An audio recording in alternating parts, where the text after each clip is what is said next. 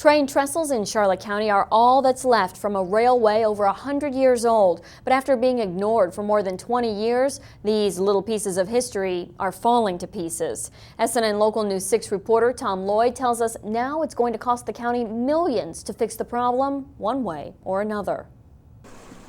A bit of Charlotte County history is washing away.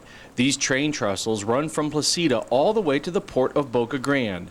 Used more than 100 years ago, they are now slipping into the sea. We have to deal with it. It's a decision that was made. We own it. We have the responsibility and the liability for it. This rail line used to bring goods and supplies in and out of the county. The last train crossed these timbered tracks in the 1980s. Shortly after, the county purchased them. Had I been a commissioner back in the 80s when we magnanimously decided to purchase these from the railroad, I would have said no thank you. But since the purchase, the county hasn't maintained the track or the trestles which support it. And now this piece of history will cost the county big bucks to fix. The $8 million you mentioned was the initial figure to tear the whole thing down.